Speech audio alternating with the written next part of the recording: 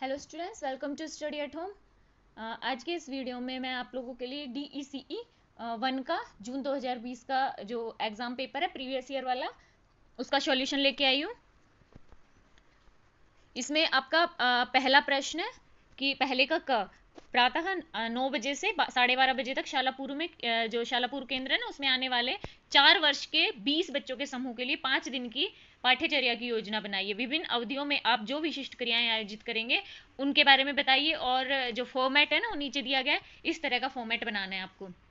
तो उसके लिए आप क्या करेंगे, जैसे समय अवधि लिखी गई है 9 बजे से, फिर आप लोग 9:30 बजे लिख देंगे, फिर अगले कॉलम में 9:30 से 10 बजे तक, इस तरह से आप इसको बढ़ाते रहेंगे। तो जैसे मैं आपको सोमवार का बताती हूँ कि 9 बजे से 9:30 बजे तक हम क्या करेंगे। इस टाइम क्या होगा, बच्चों का आगमन, ये वाला मैंने DECE 1 का दिसंबर 2020 का शायद पेपर सॉल्व किया था, उसमें भी यही फॉर्मेट इसी टाइप से मैंने बताया था। तो अगर इसमें कुछ आप लोगों को दिक्कत लगे तो मैंने ना वो सॉल्व करके दिखा रखा है, तो वो आप चेकआउट कर लेना। अ, इसमें क्या है, जैसे सोमवार को क्या करेंगे हम, 9 से 9:30 बजे तक हम उस दिन जैसे बच्चे आएंगे उस टाइम 9 बजे बच्चे आएंगे, फिर एक दूसरे का जैसे अभिवादन करेंगे, हाय हेलो करेंगे बच्चे, फिर टीचर को गुड मॉर्निंग बोलेंगे, और उसके बाद हम जैसे बच्चों को अटेंडेंस टाइप में रजिस्टर हो तो वैसे, नहीं तो कि अच्छा आप आ गए या गए कौन नहीं आया, इस टाइप से उपस्थिति दर्ज करेंगे। नेक्स्ट हम फिर 9:30 से 10 बजे तक बच्चों को ना कोई कहानी सुना देंगे। कहानी ऐसी सुनाएंगे जो शिक्षाप्रद होगी, यानी कि बच्चों को कहानी के द्वारा हम कुछ ज्ञान देंगे। नेक्स्ट हम फिर 10 बजे से 10:30 बजे तक भीतरी मुक्त खेलेंगे बच्चों के साथ। भीतरी मुक्त खेल में हम ना किसी भी चीज़ का आयोजन कर सकते हैं, जैसे बच्चों को पजल दे सकते हैं, या बच्चों को कोई भी जैसे कि गेम, हमारे पास जैसे गेम रखे रहते हैं ना, ब्लॉक्स वगैरह, वो सब बच्चे उनसे ना खेल सकते हैं। तो वो हम बच्चों को देंगे उसे, जैसे कि कोई आकृतियां बनाने को बोल देंगे, जो बच्चे की मर्जी हो, या तो वो बना सकता है, या फिर हम कोई चीज़ पर्टिकुलर कि अच्छा आप मुझे ना ट्रेन बना के दिखाओ, कोई बच्चा कहेगा मैं टावर बनाऊंगा, तो इस तरह से क्या भीतरी मुक्त खेल खेलेंगे। ये यहाँ पे फिर 10:30 बज जाएंगे। 10:30 से 11 बजे तक बच्चे को ना मध्यावकाश का टाइम होगा, क्योंकि बच्चे छोटे हैं तो उनको जैसे आहार के लिए और वॉशरूम वगैरह जाने के लिए, पानी वानी पीने के लिए थोड़ा टाइम चाहिए, और बच्चे थोड़ा थक भी जाते हैं सुबह से आए हुए, तो उन लोगों को क्या फिर मध्यावकाश रहेगा। लाएं या तो, या फिर अगर हमारे केंद्र में हम उन्हें आहार देते हैं तो वो हम बच्चों को देंगे, और बच्चे थोड़ा सा रेस्ट करेंगे। फिर हमारे 11 बज जाएंगे। 11 बजे हम क्या करेंगे, अक्सर संबंधी संकल्पना बच्चों को सिखाने के लिए बच्चों को कॉपी में, या तो जैसे स्लीपिंग लाइन, स्टैंडिंग लाइन, इस तरह की ये सब बच्चों को बनवाना सिखाएंगे।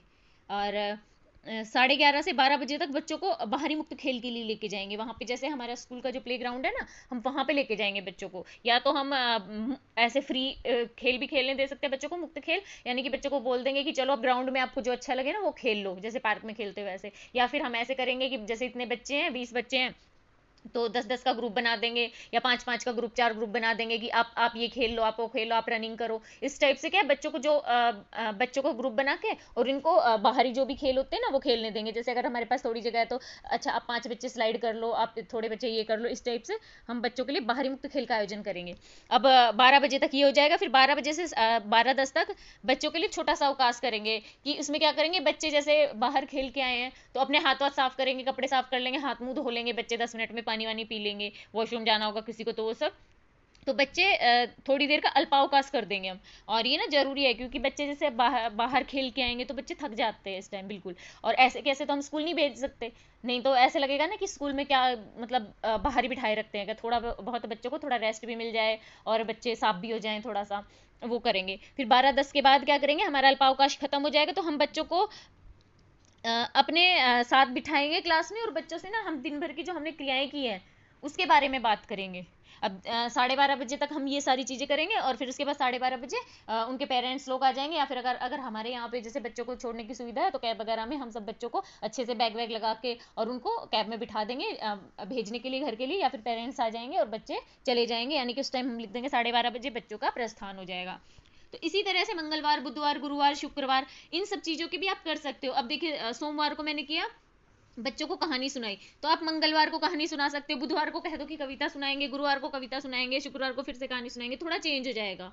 और मैंने 10:30 बजे से भीतरी मुक्त खेल खेला बच्चों के साथ। तो अगर आप चाहो तो सारे दिन वो भी कर सकते हो, लेकिन अगर चाहो कि चेंज करना तो इसमें थोड़ा बहुत चेंज कर देना, कि भीतरी मुक्त खेल की बच्चे जो मर्जी आए वो खेलें। मंगलवार को क्या करेंगे, हम बच्चों से कलर करवाएंगे, बुधवार को बच्चों को पजल बनवाएंगे, गुरुवार को बच्चों से ड्राइंग करवाएंगे, शुक्रवार को बच्चों से कोई भी क्रिया जैसे पत्ते वगैरह मंगवा के ऐसे ऐसे मतलब बच्चों का कोई खेल खिलवाएंगे, इस टाइप से क्या आप अलग अलग करके भी लिख सकते हो। इससे क्या ज़्यादा अलग नहीं लिखना, मतलब उसी से रिलेटेड, जैसे मुक्त खेल भीतर भीतर जो भी क्रियाएं कर सकते हैं ना, उसी से रिलेटेड, तो क्या रहेगा थोड़ा बच्चों को ना चेंज भी आ जाएगा।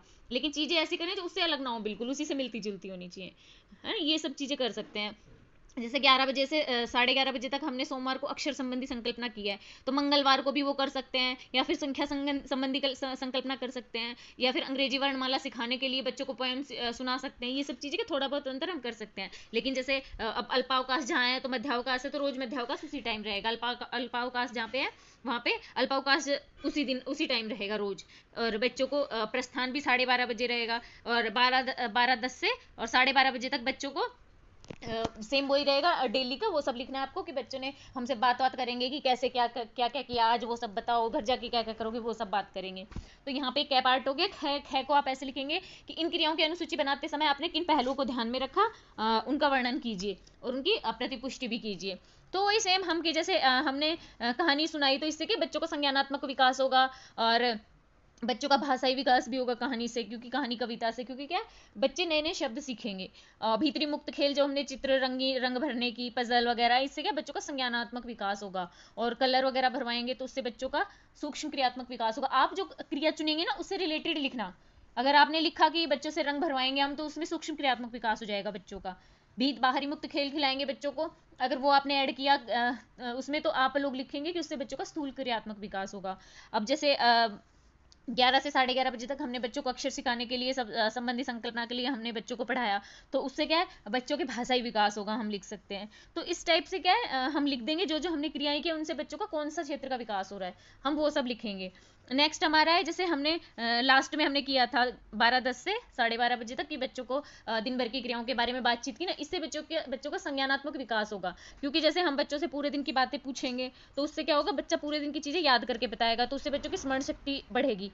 तो इससे बच्चों का संज्ञानात्मक विकास हम लिख देंगे। प्रतिपुष्टि के लिए हम लिख देंगे कि हमने सोमवार के जैसे सुबह के टाइम हमने बच्चों को कहानी सुनाई, बच्चों को कहानी अच्छी लगी, भीतरी मुक्त खेल खिलाए, अक्षर सिखाए बच्चों को, बाहरी मुक्त खेल के लिए बच्चों को लेके गए, इससे बच्चों को बड़ा अच्छा लगा, बच्चों का क्रियात्मक शारीरिक क्रियात्मक विकास भी हुआ, है ना। हमने दिन भर के बच्चों से बातें पूछेंगे लास्ट में, तो बच्चे हमें ना सोच सोच के बताए, इस बच्चे ने, किसी ने ये कहा, किसी ने वो कहा, इस टाइप से आप उसकी प्रतिपुष्टि भी लिख देंगे। तो ये आपका कै और ख हो गया पहले का। अब नेक्स्ट हमारा है, नीचे दी एक क्रियाओं की ना सूची दी गई है। अब ये बताना है कि कौन सी क्रिया ना प्रमुख रूप से विकास के किस क्षेत्र को बढ़ावा देती है।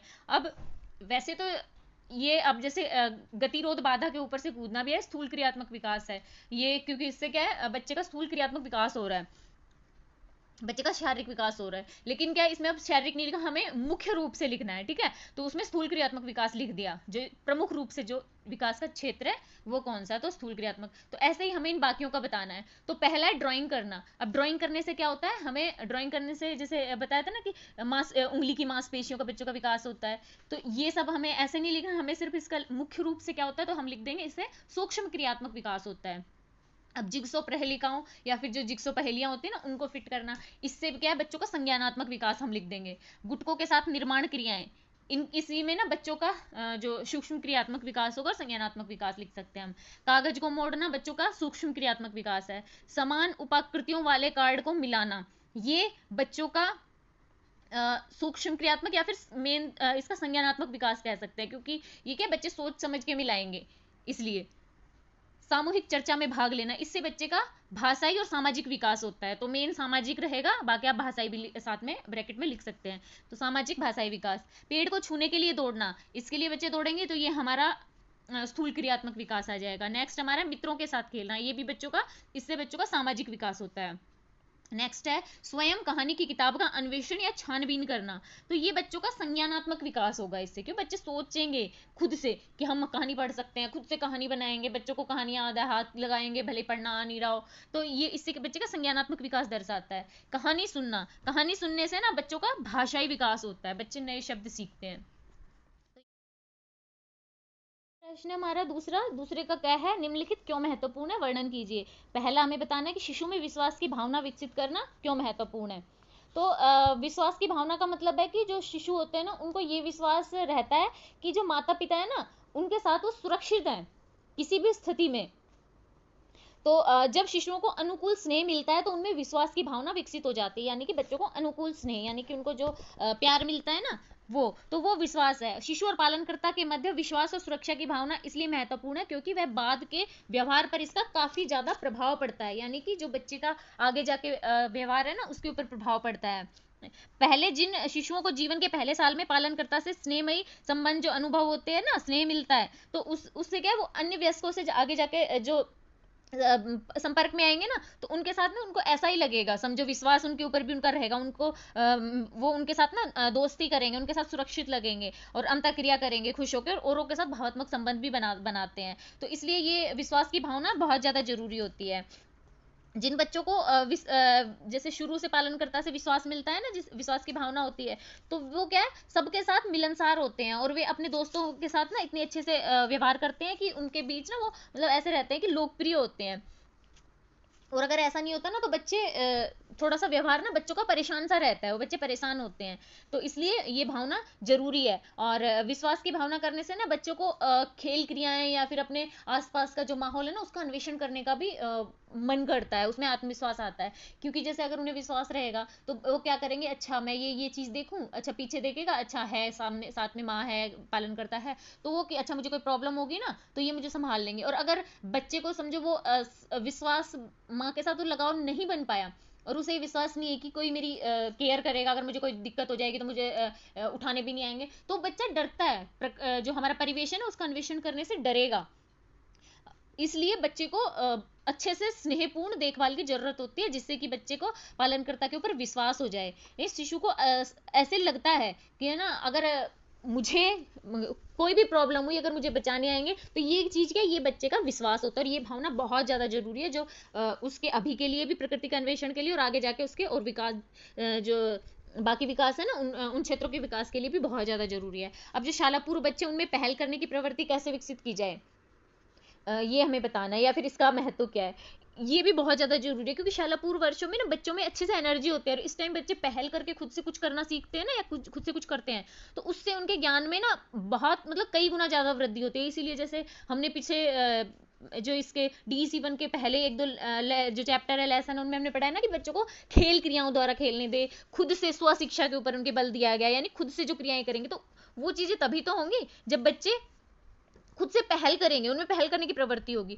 तो इसलिए बहुत ज्यादा जरूरी है, क्योंकि बच्चे जिज्ञासु होते हैं, नई नई संकल्पनाएं करते हैं और नई नई चुनौतियों का सामना करना पसंद करते हैं। इसलिए क्या है, उन्हें पहल करना अच्छा लगता है। जैसे कि बच्चे लकड़ी के फट्टे पे खड़े हो जाएंगे, दोनों साइड वो हिलता रहेगा, लेकिन बच्चे बैलेंस बनाना करने की कोशिश करते हैं, पहेलियां जोड़ते हैं, रनिंग करते हैं, जो जैसे हम चलने को बोलेंगे, हम राउंड लगा रहे हैं, समझो धीरे धीरे चल रहे हैं, बच्चा साथ में जोर से दौड़ने लग जाता है। बच्चा जैसे छोटी छोटी झाड़ियां हैं, उनके ऊपर से कहेगा मैं जंप लगाऊंगा, चेयर के ऊपर खड़ा है, फिर कहेगा देखना मैं कितनी ऊंचाई से कूदता हूँ, टेबल पे खड़ा होकर बच्चा कूदने लग जाता है। ये सब पहल करना ही दिखाता है, और इससे क्या है, बच्चे का उत्साह, बच्चे के अंदर आत्मविश्वास, और बच्चे को नई नई चीजें सीखने का मौका मिलता है इस चीज से। इसलिए ये पहल करने की प्रवृत्ति बहुत ज्यादा जरूरी है। तो पालनकर्ता को भी ये सब ना चीजें ध्यान में रखनी चाहिए बच्चे के लिए। तो ये पहल करने की प्रवृत्ति है, ये भी बच्चे के लिए, बच्चे के विकास के लिए, बच्चों की जो भी क्रियाएं हैं उन सब के लिए बहुत ज्यादा जरूरी है। इससे बच्चा ना खुद से जो सीखता है, तो वो खुद से पहल करके सीखेगा ना, तो उससे बच्चा ज्यादा सीखेगा। अब दूसरे का है बच्चे में विश्वास और पहल की प्रवृत्ति विकसित करने के लिए माता पिता के पालन पोषण के जो तरीके हैं ना उनका वर्णन करना है। अब जो विश्वास की भावना के लिए बढ़ाने के लिए माता पिता क्या कर सकते हैं, जो छोटे बच्चे होते हैं ना उनके साथ स्नेहपूर्ण संबंध बनाए। उनको ना ऐसा नहीं लगना चाहिए बच्चों को कि है ना हमें कोई परेशान कर रहा है, या फिर हमें कोई परेशान कर रहा है तो कोई संभालने वाला नहीं है, यानी कि तुरंत उनके ऊपर ना ध्यान दें, ऐसा माहौल रखना चाहिए बच्चों के साथ। बच्चे ना अपने आप को सुरक्षित समझे आप लोगों के साथ, माता पिता के साथ, इसलिए ये ऐसा जरूरी होता है। अब माता पिता और क्या कर सकते हैं इसके लिए, जैसे कि बच्चा अगर आसपास भी खेल रहा है तो उसे ना ऐसा एहसास दिलाएं कि हम ना उनकी तरफ ध्यान है हमारा, जैसे उसे बीच बीच में बोलते रहें ये, तो उससे ना ऐसा लगेगा अच्छा ध्यान है हमें। और कभी भी ना बिना बात के डांटना नहीं चाहिए, कोई भी बच्चा काम पास आ रहा है तो किसी वजह से उसे डांटे ना, फटकारे ना, उनके साथ स्नेहपूर्ण संबंध बना के रखें। स्नेह, उनको ना बराबर स्नेह देना चाहिए, बच्चों की देखभाल बहुत अच्छे से करें, इससे भी बच्चे को ना जो विश्वास होता है पालनकर्ता में। जैसे छोटी छोटी चीजें होती हैं, बच्चों को टाइम से, छोटा बच्चा होता है उसे भूख लगते बता तो सकता ही नहीं, उसे टाइम से दूध पिलाएं, उसे अच्छे से नहलाएं, मालिश करें, इससे भी बच्चे में ना विश्वास बढ़ता है पालनकर्ता के प्रति, बिना कहे विश्वास बढ़ जाएगा। बच्चे को ऐसा लगना चाहिए कि जैसे अन्वेषण भी, अगर बच्चा जैसे अब समझो अपने आसपास माहौल का अन्वेषण कर रहा है, तो ऐसे नहीं कि बच्चे को पकड़ के खींच ले, नहीं, उसके पास रहें और उसको ऐसा महसूस होने दे कि अच्छा आप कर लो, हम आपको देख रहे हैं। इस तरह से विश्वास ज़्यादा बढ़ता है। और पहल के लिए क्या कर सकते हैं, जो पहल की प्रवृत्ति है, इसके लिए पालनकर्ता क्या कर सकते हैं, बच्चों के अंदर जो आत्मविश्वास होता है ना, उसे बढ़ाएं। बच्चे को ऐसे कहें कि अच्छा आप तो ये कर सकते हो, बच्चे ये कहना ये मैं कैसे करूँ, अरे आप तो कर सकते हो, आप तो बहुत स्ट्रांग हो, इस तरह से बच्चे को बोले। बच्चे को जिम्मेदारियां दें, बच्चे को जिम्मेदारियां देंगे ना तो भी बच्चा खुद से करेगा, अच्छा ये तो मुझे ही करना है। बच्चे खुद से कोई क्रियाएं करें ना तो उनके ऊपर रोक ना लगाएं। रोक लगाएंगे तो बच्चा खुद से कोई पहल करेगा नहीं। और बच्चा कुछ करे ना तो उसकी तारीफ करें, बच्चा खुद से कुछ करेगा तो उसकी तारीफ करनी चाहिए। बच्चे के ऊपर नियंत्रण उन क्रियाओं पे, जैसे जहां बहुत ज्यादा जरूरी है उसके अलावा बच्चों की क्रियाओं पे नियंत्रण ना लगाएं। ये ना सोचे कि ये करेगा तो इससे क्या हो जाएगा, है ना। हमें कारण जो होता है ना, हमें परिणाम ऐसे नहीं चाहिए होता, हमें ये चाहिए होता है ये बच्चा कर क्यों रहा है, उससे बच्चा सीखेगा। हमें ये नहीं देखना है, अगर बच्चा जैसे कह रहा है कि मैं तो ये आज ना ड्राइंग बनाऊंगा, तो हमें ये नहीं कहना क्या ड्राइंग बनाओगे, तुम तो सारे कपड़े गंदे कर लोगे, ऐसे नहीं कहना। उसे बनाने तो क्या पता वो कितना अच्छा बनाए, तो उसे ना ये कहें हाँ हाँ बनाओ बनाओ, कपड़े गंदे करेगा इस डर से हमें ना उसे रोकना नहीं है। तो ये चीजें हमें अच्छे से सोचनी है। और जो बच्चे होते हैं ना, वयस्कों की बात ध्यान से सुनते हैं, तो इसलिए जब भी बच्चा कोई पहल करने की वो करे ना, तो बच्चे को मना करने के बजाय उसका ना उत्साहवर्धन करे, ताकि बच्चा और खुश होकर वो करे। और नए नए अन्वेषण के उसे मौके भी प्रदान करे बच्चे को, कि थोड़ा सा कि हाँ अपने आप करके देखो, बच्चा खुद से करके देखो, उसे ऐसी चीजें दिलवाएं जैसे खिलौने वगैरह, तो उससे बच्चे को मौका मिलेगा अन्वेषण का। बाहर थोड़ा बहुत इधर उधर लेके जाए, पार्क में खेलने को लेके जाए, ये सब चीजें करके जो विश्वास और पहल की प्रवृत्ति है ये सब बढ़ा सकते हैं पालन पोषण के तरीके में वर्णित कर सकता है। प्रश्न हमारा तीसरा, कि हमें ना ये बताना है कि निम्न संज्ञानात्मक योग्यताओं के विकास में कौन कौन सी अवस्थाएं आती हैं, इनका वर्णन करना है। अब पहली है हमारी संरक्षण कर पाने की योग्यता। संरक्षण कर पाना क्या है, संरक्षण कर पाना है ना, ये छोटे बच्चों की एक विशेषता है। इसमें क्या रहता है, बच्चे को ये समझना, संरक्षण कर पाना, कि किसी भी वस्तु की मात्रा ना सेम रहेगी अगर हम उसे किसी और चीज में भी डाल दें, जैसे कहीं और शिफ्ट कर दे, जैसे एक गिलास पानी है उसे किसी और चीज में डालेंगे तो पानी एक ही गिलास रहेगा। तो ये समझना क्या है, संरक्षण करना है। तो ये बच्चे समझते हैं, बच्चे की संरक्षण करने की योग्यता होती है। यानी कि यह समझना, संरक्षण करने का मतलब है यह समझना कि किसी वस्तु की मात्रा वही रहती है, चाहे उसका आकार बदल दिया जाए या उसको एक बर्तन से दूसरे में डाल दिया जाए, जब तक वो सेम उतनी रहेगी, जब तक कि उसमें कुछ और चीज ना जोड़ी जाए ना घटाई जाए। यानी कि ग्लास भर पानी है, उसमें हम थोड़ा और डाल के फिर वो ज्यादा हो सकता है, और फिर किसी में डाले तो वो ज्यादा होगा, लेकिन अगर सीधा उसी को ऐसे डालेंगे तो चीज वो ग्लास पानी उतना का उतना ही रहेगा, भले हम किसी भी बर्तन में डाल दें। तो ये संरक्षण करने की योग्यता है। तो इसके लिए ना पियाजे ने बच्चों के ऊपर प्रयोग किया था, कि बच्चों को क्या है, मिट्टी का एक एक ढेला दिया था और बच्चों से कहा कि आप भी ऐसा ही वो बनाओ। तो फिर बच्चों ने वैसा का वैसा बनाया देख के, तो किसी ने कितना बनाया, किसी ने कितना बनाया, थोड़ा थोड़ा करके ना, क्योंकि बच्चे छोटे थे ना, सबने अपनी अपनी मर्जी से अपने हिसाब से उसको देखा और उसी हिसाब से बनाया। तो किसी ने बराबर सा बनाया, किसी ने कम, किसी ने छोटा, इस टाइप से बनाया। और जब पियाजे ने उनसे पूछा ना कि अच्छा अब बताओ कि ये दोनों बराबर है, तो उन्होंने कहा हाँ ये तो बराबर है, हमने बनाया है। तो बच्चे के उनके हिसाब से अभी ये वो नहीं समझ पाए थे कि उन्होंने गोल ठेला बना रखा है तो हमने भी बना दिया तो ये उतना ही है। ये नहीं कि हमने बड़ा बनाया तो इसमें ज्यादा होगा, हमने छोटा बनाया तो इसमें कम होगा।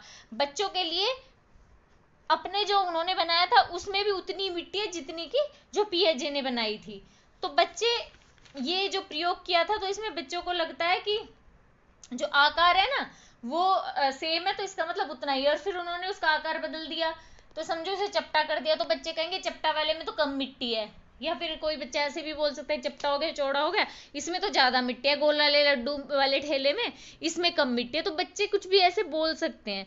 तो ये चीजें बच्चे अलग अलग बच्चे समझते हैं कि दोनों ठेलों की मिट्टी की मात्रा ना अलग अलग होती है। तो इसलिए पीएजे के अनुसार जो संरक्षण है, उनके अनुसार जो छोटे बच्चे होते हैं ना वो संरक्षण नहीं कर पाते। तो इस संरक्षण की योग्यता के जो चरण पूछे हैं हम इनसे, तो हम ये बता देंगे संरक्षण की योग्यता 3 चरण में होती है। जैसे कि पहला चरण होता है 5 वर्षीय शालापूर जो बच्चे होते हैं ना, वो होता है, तो ये बिल्कुल भी संरक्षण नहीं कर पाते, इनको कुछ समझ नहीं आता कि कितना कम है कितना ज्यादा, क्योंकि ये छोटे बच्चे होते हैं ना, तो ये संरक्षण नहीं कर पाते। फिर दूसरी अवस्था आती है, इसे बोलते हैं संक्रमण की अवस्था। तो इसमें बच्चे क्या करते हैं, कोई बच्चा तो बता सकता है, कोई बच्चा नहीं बता सकता इस टाइम, क्योंकि बच्चे थोड़े बड़े हो जाते हैं तो कुछ बता भी सकते हैं, कुछ नहीं भी बताते, क्योंकि उनमें अभी संरक्षण की संकल्पना विकसित हो रही है, लेकिन हुई नहीं है, ढंग से नहीं हुई है। फिर इसकी तीसरी अवस्था आती है, तीसरी अवस्था 8 से 10 वर्ष के लगभग आती है। तो तब तक बच्चे क्या थोड़ा सा समझने लायक हो जाते हैं, तो वे सुसंगत ढंग से संरक्षण कर पाते हैं, यानी कि वो अच्छे से बता सकते हैं 8 से 10 वर्ष के बच्चे कि है ना, हाँ ये चीज कम है, इसमें इतनी मिट्टी कम है, इसमें पानी का ग्लास जो पानी है इसमें ये कम है, इस गिलास में ज्यादा है। यानी कि उन बच्चों में संरक्षण की अच्छे से संरक्षण की जो संकल्पना होती है ना, अच्छे से विकसित हो जाती है।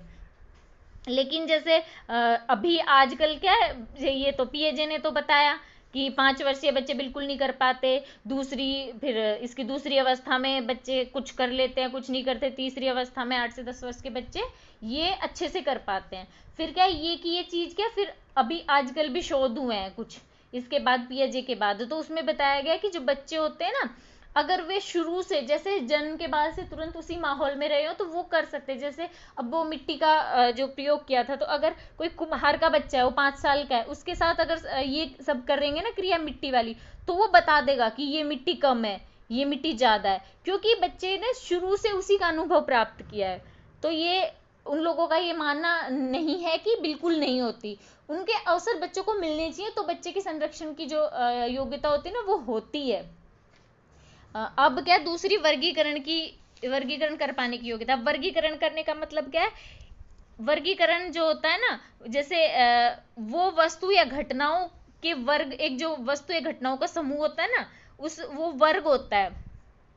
इसमें क्या सामान्य विशेषताएं होती है, जैसे कि पत्ती होती हैं, तो सारे पेड़ की पत्तियां रहेंगी, तो कौन सा वर्ग हो जाएगा, पत्तियों का वर्ग हो जाएगा। पुस्तक है, तो कोई भी किताबें होंगी तो हम उन्हें बुक्स कहेंगे, किसी भी चीज की बुक्स है। फूल है, अब गुलाब का हो, मोगरा का हो, कोई भी चीज फूल हो, तो हम उसको क्या कहेंगे, फूलों का ग्रुप होता है, समूह होता है। जानवरों के हम एनिमल वाला ग्रुप हो जाता है। तो इस टाइप से क्या ये सब इनको वर्गीकृत करना होता है। अब हम क्या करेंगे, 2 किताबें रख देंगे, फूल रख देंगे, जानवर, फिर बहुत सारे जानवरों के चित्र रख देंगे। अब कहेंगे कि इनको अलग अलग वर्ग में जमाओ, यानी कि जो चीज जिसके साथ मैच करते हैं उसके साथ लगाओ। तो बच्चे क्या करेंगे, जानवर वाले में जानवर का, फूलों में फूलों के जो फोटो होती हैं, किताबें होती है, किताबों की तस्वीरों में किताबों को लगाएंगे। तो इस तरह से क्या है, बच्चे वर्गीकरण करना सीखते हैं, वर्गीकरण की संकल्पना करना सीखते हैं। यानी कि जो समान गुण पर आधारित वस्तुओं को संग्रह करके अलग एक समूह में रख पाने की जो योग्यता होती है, वो बच्चों की वर्गीकरण की योग्यता होती है। अब जैसे कि बच्चे रहते हैं, उनको पीएजे ने ये जैसे पिछली बार इसके लिए करवाया था ना, बच्चों के लिए संरक्षण की योग्यता के लिए, ऐसे ही पीएजे ने इसके ऊपर वर्गीकरण की संकल्पना के ऊपर भी बच्चों को ऊपर ना ये एक प्रयोग किया था कि बच्चे ये कर पाते हैं नहीं कर पाते हैं। अब इसमें ये है कि बच्चों के ऊपर क्या किया है कि बच्चों को कहा कि बच्चों को अलग अलग तरह की वस्तुएं दी, बच्चों को अलग अलग तरह की वस्तुएं दी, और फिर उन्हीं वस्तुओं को एक साथ रखने को कहा, एक जैसी या समान है। पहले बच्चों को कुछ चीजें दे दी, और फिर कहा कि अब जो एक जैसी चीजें उनको आप एक साथ रखो, जो एक जैसी चीजें उनको अलग अलग करके एक साथ रखो।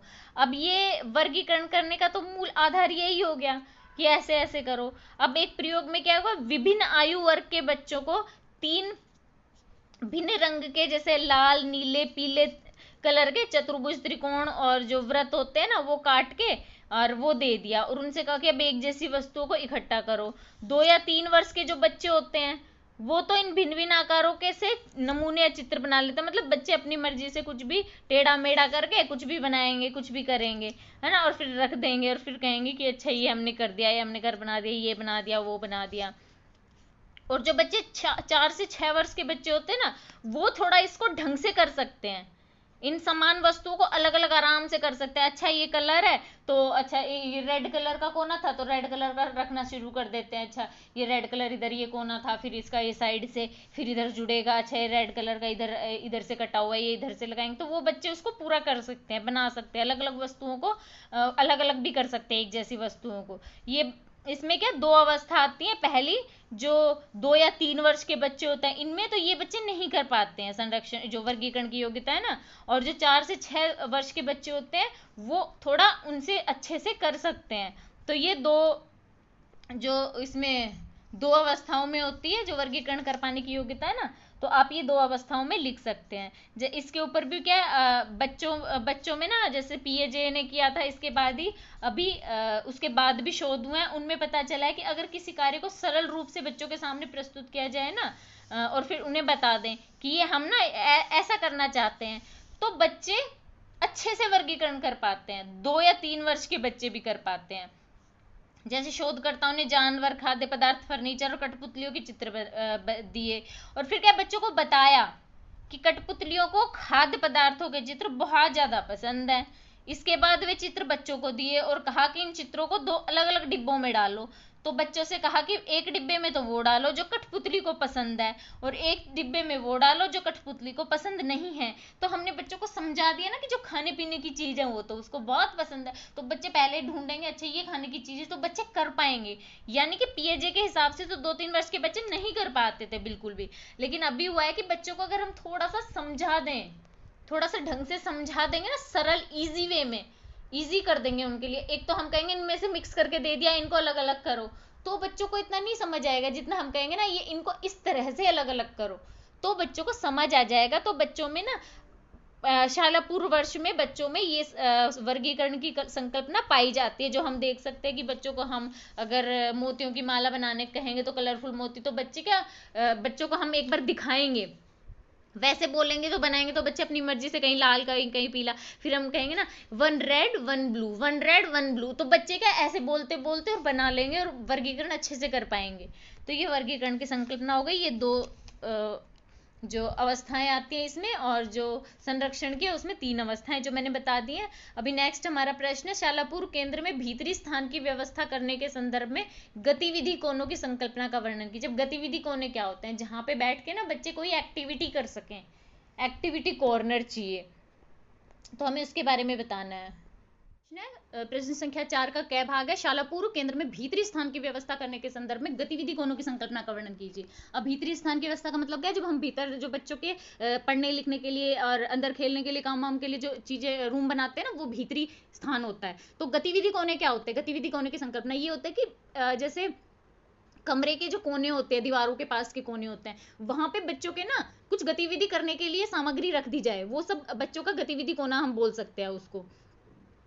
जैसे कि कमरों की दीवार के साथ साथ क्रिया क्षेत्र या केंद्र बनाए जा सकते हैं। क्रिया क्षेत्र कमरे में वो छोटे छोटे स्थान होते हैं जहाँ पे क्या विशिष्ट क्रियाओं से संबंधित सामग्री रखी जाती है, जैसे कि भाषा के विकास के लिए कहानी की किताबें, कठपुतली, खिलौने, मुखौटे, है ना, बोर्ड, वर्णमाला के कार्ड, छोटे छोटे वाद्य यंत्र, ये सारे के सारे, लकड़ी के गुटके एक कोने में रख दें या अन्य खिलौने रख दें, अनेक ऐसे ना अनेक क्रिया क्षेत्र बनाए जा सकते हैं जिनको हम गतिविधि कोना कहते हैं। विज्ञान के बच्चों के ना विज्ञान का जो विकास होता है उसके लिए भी हम जैसे चुंबक, छलनी, बोतल, डब्बे, है ना, विभिन्न नाप की, अलग अलग नापने की चीजें, तराजू, ये सब रख सकते हैं उसमें। तो इससे क्या बच्चों को कई चीजें, नई नई चीजें सीखने को मिलेंगी। ये होता है गतिविधि कोने। ये उन चीजों के लिए निर्धारित कर दिए जाते हैं कि इसमें वही चीज खेली जाएगी, पर ऐसा जरूरी नहीं है कि जैसे बोला जाए कि ये खेलेंगे तो वही चीज हो। इसमें हम क्या कर सकते हैं कि अगर जगह कम हो तो गतिविधि कोनों के लिए हम क्या कर सकते हैं कि बच्चे एक खेल खेलेंगे, छोटे छोटे बच्चों का ग्रुप बना देंगे और फिर वो गतिविधियां ग्रुपों में बच्चे कर लेंगे अगर जगह कम है तो। नहीं तो एक कोना इस गतिविधि के लिए, खेलने के लिए एक कोना चुंबक की चीजें रख देंगे, एक कोने में बच्चे के लिए कहानी की किताबें रख देंगे, एक कोने में लकड़ी के गुटके रख देंगे, एक कोने में कठपुतलियां रख देंगे, तो वो गतिविधि कोने रहेंगे और बच्चों का सर्वांगीण विकास के लिए वो चीजें ना भिन्न भिन्न चीजें सहायक रहेंगी। अब क्या है, जो वहां पे गतिविधियां जो हम आयोजित करेंगे तो ऐसा नहीं है कि उसके लिए हम नई नई चीजें खरीद के लाएं खिलौने, ऐसा नहीं है। ये जो चीजें होती है इसके लिए ऐसा होना चाहिए कि वो हम खुद से भी बना सकते हैं, खुद से बना सकते हैं कि हम ना ऐसे ये खिलौना बनाएंगे, पहले बच्चों को बना के दिखाएंगे और फिर वो खिलौना वहाँ लटका देंगे। जैसे हम रंगीन बच्चों को चार्ट बना सकते हैं, फलों के चार्ट खुद से बनाएंगे फिर वहाँ पे लटका सकते हैं। तो ये सारी चीज़ें कर सकते हैं। और इन गतिविधि कोनों में छोटे छोटे सेल्फ वगैरह लगा सकते हैं कि उनमें बच्चे खुद से वो चीज़ें ले लें और खुद से रख दें। तो ये होता है गतिविधि कोना। और अब हमें 4 संभावित गतिविधि कोने बनाने हैं। तो ये केंद्र में ये कोने बनाओ और उनमें ना क्या क्या सामग्री रखोगे, तो वो हमें कोने बनाने। तो हम उसके लिए क्या कर सकते हैं, एक साइड ना बच्चों के लिए किताबों के लिए गतिविधि कोना बना देंगे, रीडिंग के लिए पुस्तक का क्षेत्र। वहां पे हम ना विभिन्न जो चित्रों की किताबें रख देंगे, जैसे चित्रों के आधार पे कहानी सुनाते हैं ना, वो वाली रख सकते हैं। या फिर मोटे मोटे अक्षरों में कुछ लिखा हुआ और चित्र बने हुए रंगीन, वो सब किताबें रख सकते हैं। तो एक गतिविधि कोना हम ना पुस्तकों से संबंधित रख सकते हैं। एक हम बच्चों का नाटकीय खेल के लिए बना लेंगे एक कोना। उसके अंदर हम क्या करेंगे, गुड़िया रख देंगे, डॉल रख देंगे या कठपुतलियाँ रख देंगे। ये सब चीज़ें बच्चों के लिए हम बना सकते हैं। तीसरा हम क्या कर सकते हैं, बच्चों के विज्ञान क्षेत्र के लिए गतिविधि कोना बना सकते हैं। उसमें हम ना चुंबक रख देंगे और एक जो वो मैग्नीफाइंग ग्लास जो आता है ना, वो हम रख देंगे कि बच्चों को हम करके दिखाएंगे, देखो इस ग्लास से कैसे छोटा दिखता है, इससे बड़ा दिखता है, इस तरह से करेंगे। वो कर सकते हैं चुंबक से, देखो ये इधर इसको कर रहे हैं तो ये देखो चुंबक भाग रहा है, दूसरी साइड से कर रहे हैं तो चुंबक चिपक रहा है। तो ये साइंस से रिलेटेड एक कोना बना सकते हैं। उसके लिए हम चुंबक रख सकते हैं, ग्लास रख सकते हैं, ये सारी चीजें हम रख सकते हैं। ये 3 हो गए। चौथा हम क्या कर सकते हैं, बच्चों के लिए जो कला से संबंधित गतिविधि कोना बना सकते हैं। उसमें हम क्ले रख सकते हैं, गीली मिट्टी रख सकते हैं, ये रख सकते हैं, पेंटिंग के सामान रख सकते हैं। तो कला से संबंधित कोना हो जाएगा। पांचवा हम क्या कर सकते हैं, बच्चों का ऐसे रहता है ना, मुक्त खेल के लिए कोना रख सकते हैं, गतिविधि कोना। उसमें बच्चे अपने मर्जी से खेल खेलेंगे। उसके लिए हम क्या कर सकते हैं, मोती रख सकते हैं, लकड़ी के गुटके रख सकते हैं, पहेलियां रख सकते हैं, छोटे छोटे कंकड़ पत्थर रख सकते हैं। ये एक कोना हो जाएगा। तो इस तरह से हम ना 4-5 कोने हम बना सकते हैं।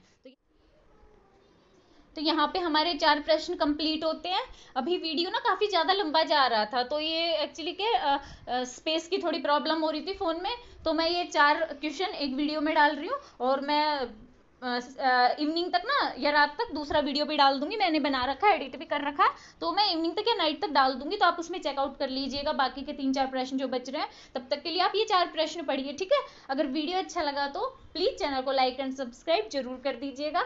तो मिलते हैं अगले वीडियो में कुछ जरूरी आपकी डीईसी से रिलेटेड नई इन्फॉर्मेशन के साथ।